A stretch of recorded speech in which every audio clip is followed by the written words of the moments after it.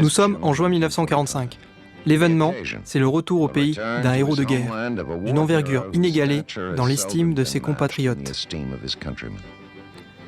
La phase européenne de la plus grande guerre que les Américains aient connue est terminée. L'accueil chaleureux du général Dwight Eisenhower par ses concitoyens d'Abilene au Kansas reflète la joie intense d'une nation qui retrouve la paix et la fierté, et qui fête le plus célèbre enfant d'Abilene. C'est aussi le témoignage d'une immense gratitude ressentie par tous dans les pays alliés envers l'homme qui organisa la campagne qui mena à la victoire. Sa croisade connut de nombreuses batailles, des triomphes, mais son symbole est le jour le plus long. Le jour J, le 6 juin 1944. L'invasion de la forteresse Europe fut la plus grande opération militaire de tous les temps. Le sort de la guerre reposait sur l'issue de cette entreprise courageuse. Puisque tant d'espoir était lié au succès de cette aventure, l'architecte de ce succès gagna le cœur des hommes depuis l'Europe jusqu'à Abilene, la ville où l'aventure de Dwight David Eisenhower avait commencé.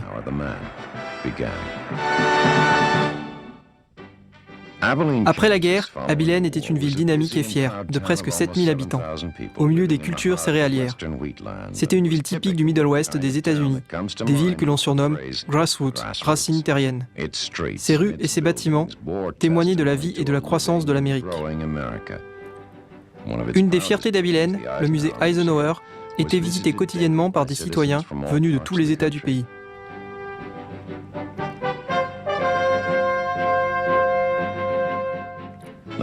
À l'intérieur du musée, une série de peintures murales dépeint la vie de Dwight Eisenhower.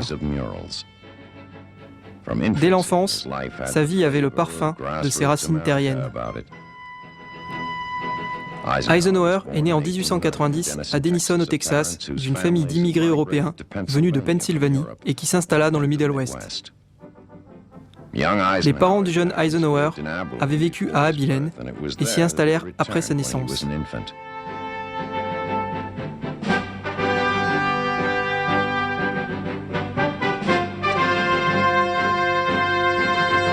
C'est là qu'il vécut jusqu'à sa majorité, menant une enfance active, passionnée et heureuse, une expérience partagée avec ses parents.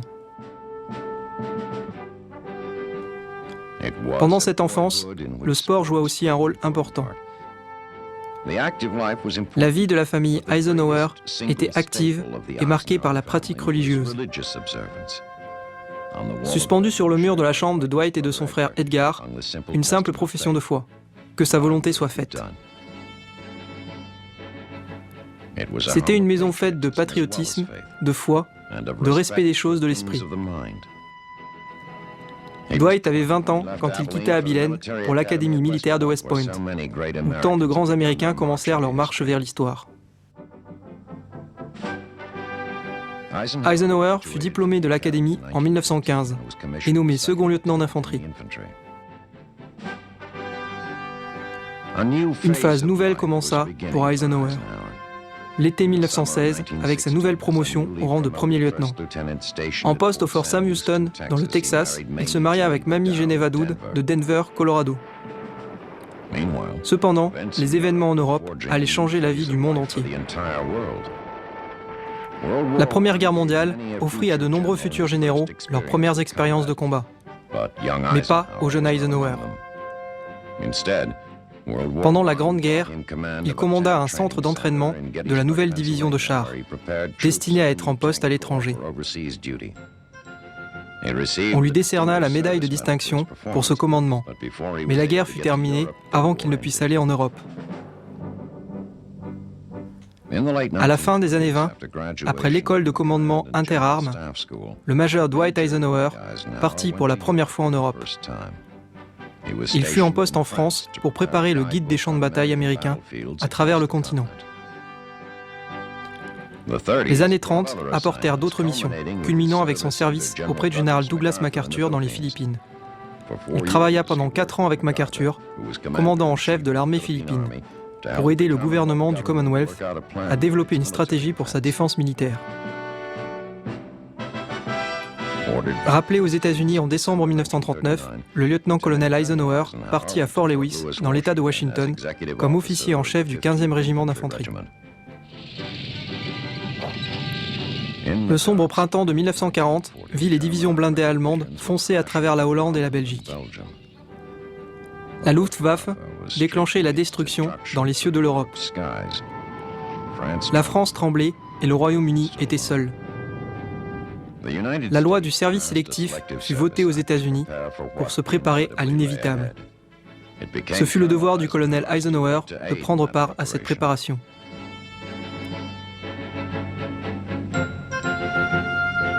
Vers la fin de 1940, il fut nommé chef d'état-major de la 3e division, où sa diligence et son travail acharné lui permirent d'obtenir une nomination au poste de chef d'état-major du 9e corps d'armée.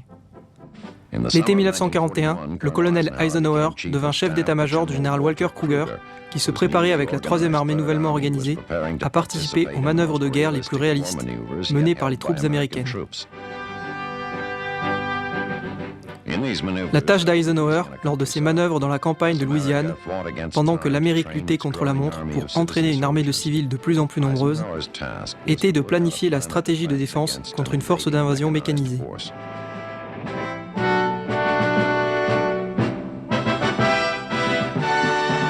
Peu après la fin des manœuvres, Eisenhower fut promu brigadier général. Quelques jours plus tard, les Japonais attaquèrent Pearl Harbor.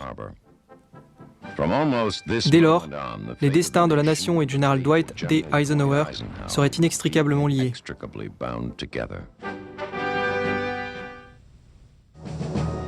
Qu'a dit MacArthur à sa femme quand on lui a posé la question « Eisenhower ferait-il un bon président ?» Il est dit qu'en regardant Ike accepter sa nomination par le Parti républicain pour la campagne présidentielle, le général MacArthur a dit à sa femme « Ike ferait un très bon président. Il était le meilleur secrétaire que j'ai jamais eu. »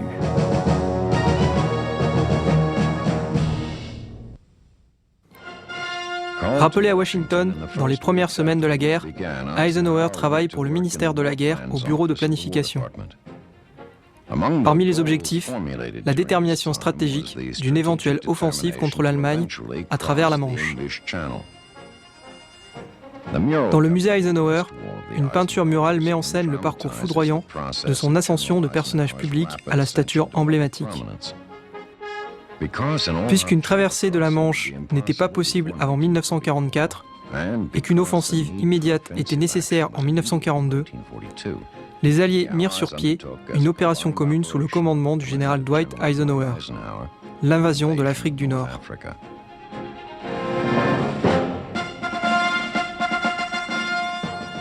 L'objectif plancher de cette manœuvre était de prendre les ports principaux entre Casablanca et Alger.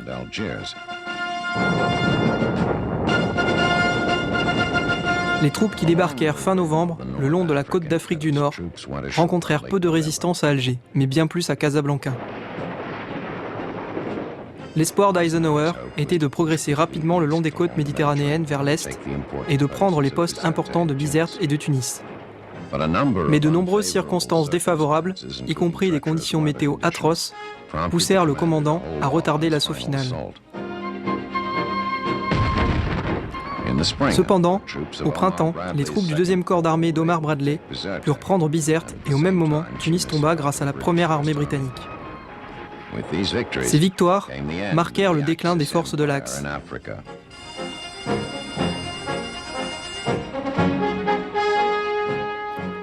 Les commandants alliés et leurs hommes commémorèrent fièrement la victoire.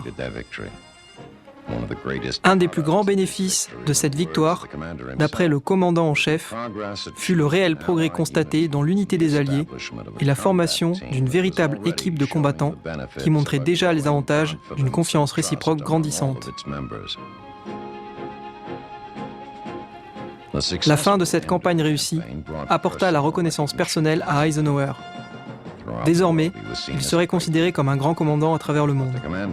Mais le commandant interprétera cette reconnaissance comme une preuve que l'homme libre peut trouver la victoire dans l'union, même si toutes les chances sont contre lui.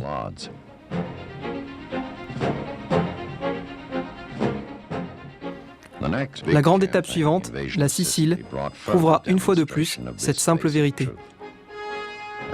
Les troupes alliées prirent cette île vitale l'été 1943.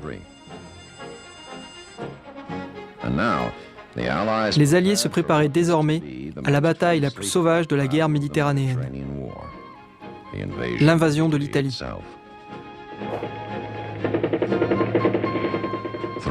À travers un mélange miraculeux de courage et de ténacité, les troupes de la 5e armée du général Mark Clark établirent une tête de pont, luttèrent contre des forces allemandes pourtant bien supérieures en nombre et prirent Salerne et le port vital de Naples. Même s'il restait encore de durs combats et d'importantes batailles, avec ces victoires, les premiers objectifs importants de la campagne italienne étaient atteints. Les forces alliées étaient sur le sol européen et pourraient garder les troupes allemandes loin de la scène de l'invasion sur la Manche, planifiée pour l'année suivante. Peu après les conférences de Téhéran et du Caire, le général Dwight Eisenhower fut nommé aux commandes de cette impressionnante opération. Et le monde libre l'appela désormais l'homme de la situation.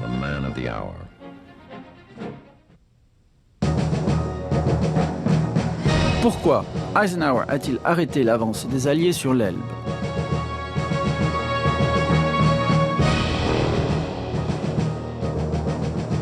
Ike savait que tous les territoires conquis au-delà de l'Elbe seraient sous la responsabilité des Soviétiques après la capitulation germanique.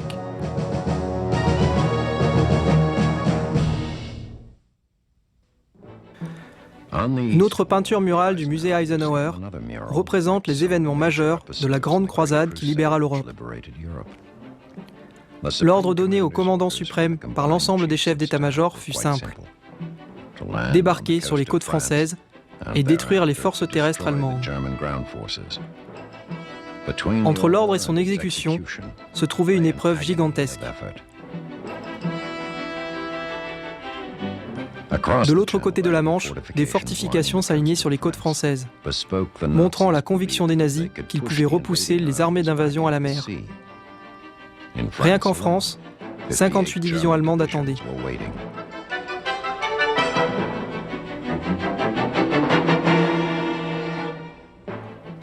La préparation de l'invasion fit l'objet d'un travail sans relâche. Un entraînement incessant et réaliste fut d'une importance primordiale. Tout était accablant. Du défi à maintenir le moral des hommes jusqu'aux myriades de détails dans la coordination. Mais les préparatifs continuèrent tout au long des premiers mois tendus de 1944.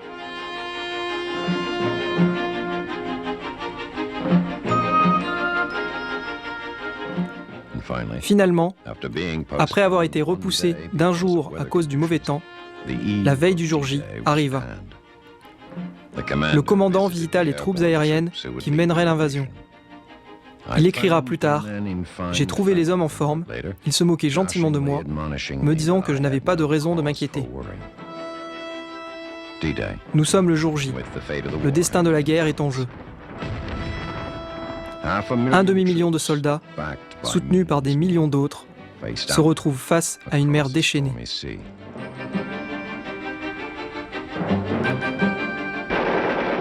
Les troupes canadiennes et américaines débarquèrent sur les plages françaises de la Manche. Les premiers moments fatidiques passés, les troupes alliées commencèrent à tenir le sol français. Une semaine après le débarquement, le commandant pouvait dire à la vaste armée sous ses ordres « Ce que vous avez accompli ces derniers 7 jours de campagne est allé au-delà de mes plus hautes espérances. » Moins de 2 mois après le débarquement, les forces alliées sortaient du périmètre de la tête de pont et entraient dans le bocage autour de Saint-Lô. Puis commença la poursuite dramatique des troupes blindées du général George Patton à travers le cœur de la France.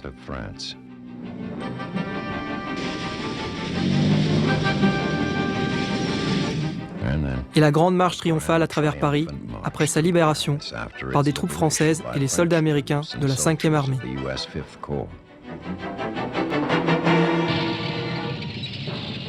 Au-delà de Paris, restait la libération de la Belgique et la lutte mètre par mètre par-delà la frontière allemande.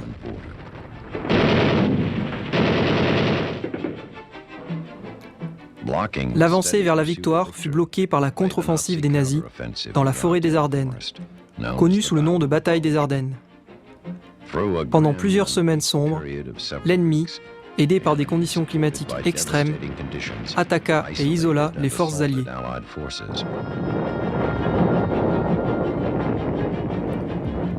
Le général Eisenhower demanda à toutes ses troupes d'atteindre de nouveaux sommets de courage et d'effort.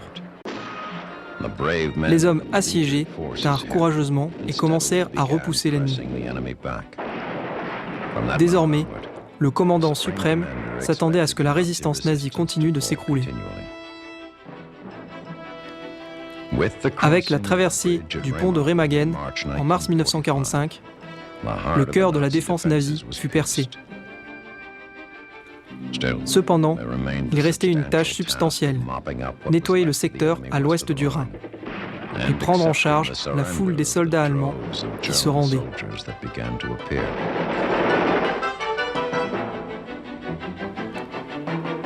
La joie de l'approche de la victoire fut ressentie par le commandant et ses GIs.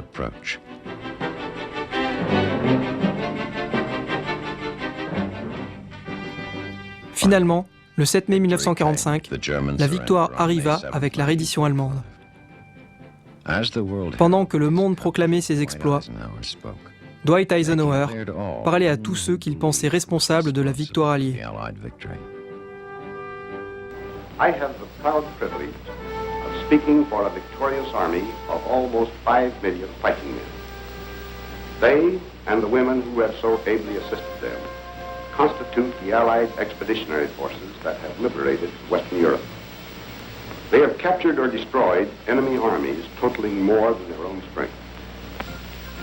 Merely to name my principal subordinates in the Canadian, French, American, and British forces is to present a picture of the utmost in efficiency, skill, loyalty, and devotion to duty.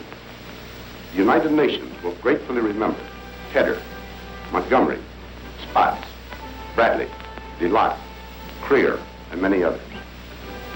But all these agree with me in the selection of the truly heroic figure of this war.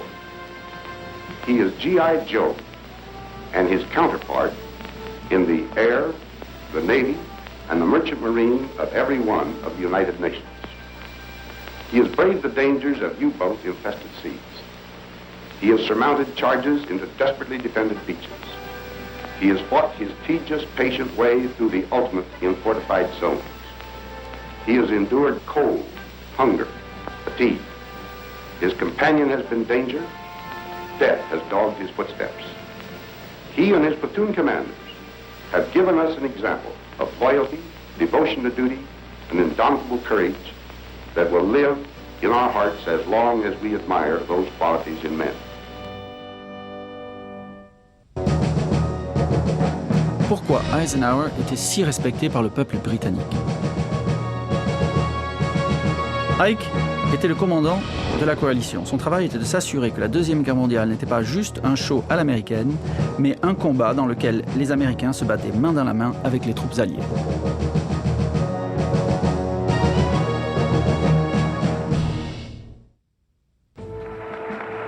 Avec la fin de la croisade européenne, commença un long et heureux retour au pays.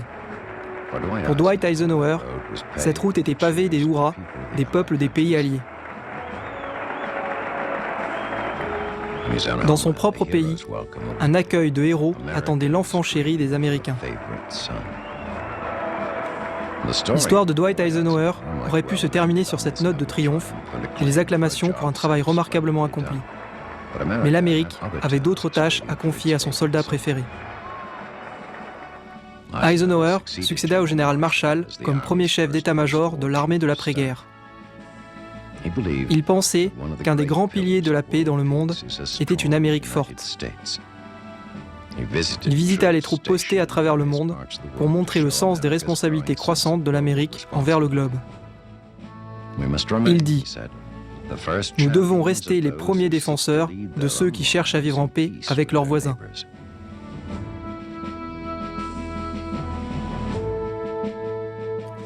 Finalement, le 7 février 1948, le général d'Abilène quitta le service militaire actif, après 36 années au service de son pays.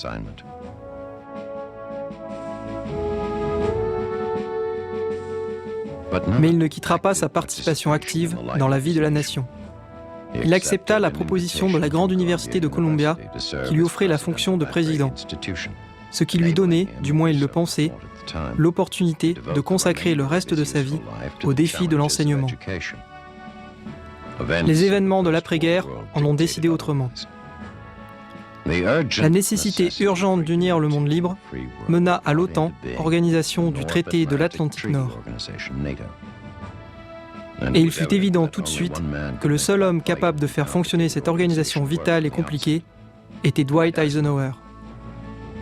À la fin de 1950, il répondit une fois de plus à l'appel de son pays, sur le sol de l'Europe, pour assumer le commandement des armées de l'OTAN.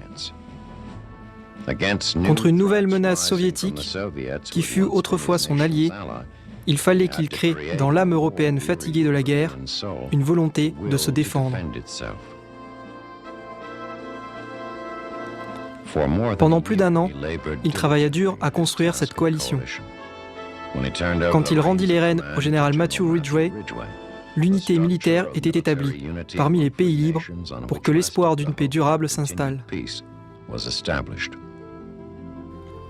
Une fois de plus, une belle victoire derrière lui, sa carrière publique aurait pu se terminer là.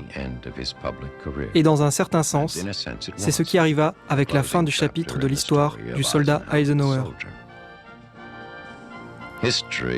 C'est l'histoire qui a écrit la vie de Eisenhower, l'homme d'État qui a guidé sa nation vers une période de prospérité et de bien-être inégalée, qui a apporté à son pays la grandeur en temps de paix comme en temps de guerre.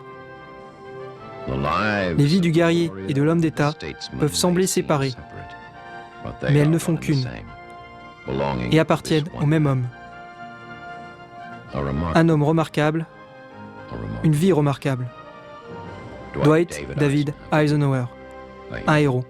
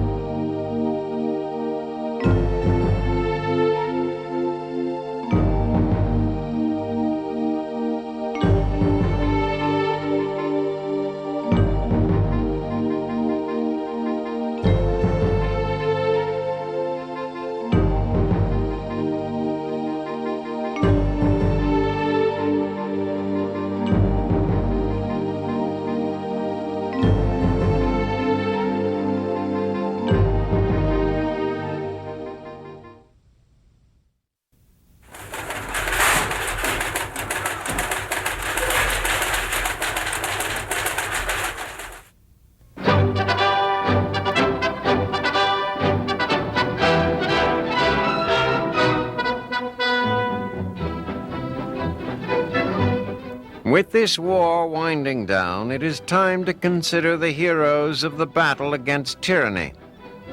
In a sense, all the men and women who contributed to the defeat of the Nazis in Europe and who are contributing to the defeat of the Japanese in the Pacific are heroes.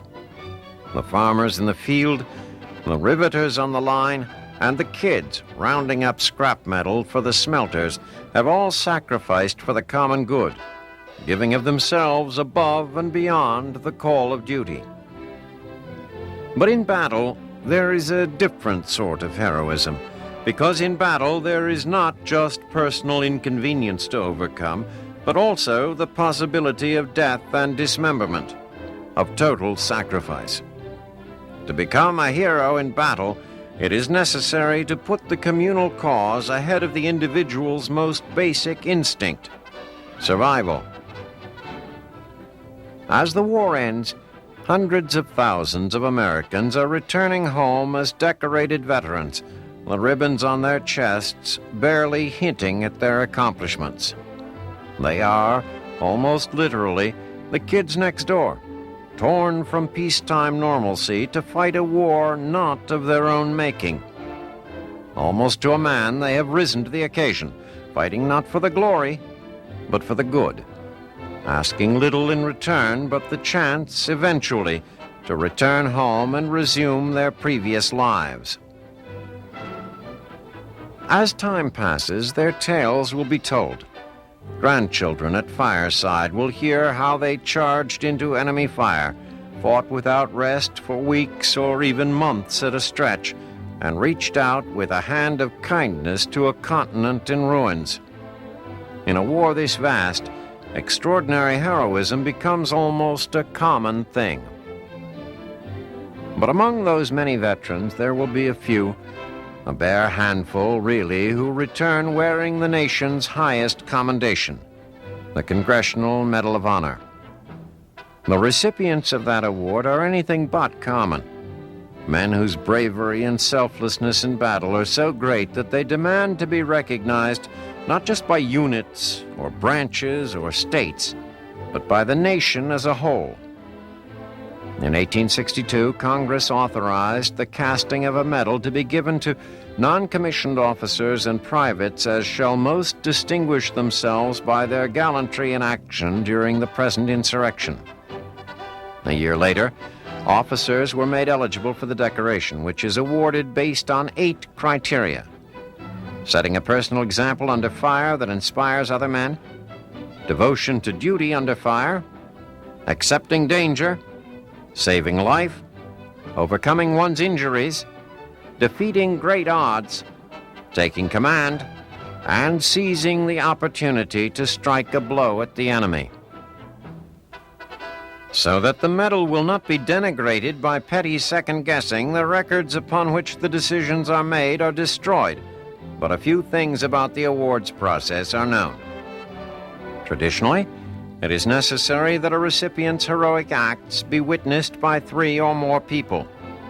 Statements by those witnesses are reviewed at the division level, and if the actions described seem distinctly and undeniably heroic, the information is then bumped up the chain of command. At every level, Corps, Army, theater, details of the events in question are analyzed, a process designed to preserve the sanctity of the Medal of Honor. Finally, with the facts of a case known and put in perspective, a decision is rendered and a recommendation is made to Congress. It has been said that some men are born great, that some achieve greatness, and that others have it thrust upon them. In this war, the winners of the Congressional Medal of Honor would seem to be all 3. They have been thrust into impossible situations, and in those situations they achieve that which must have been born into them. The ability to recognize what needs to be done and to carry through without allowing the noise of basic survival instincts to break their concentration. It is for that they are recognized heroes among heroes, at long last, marching toward home.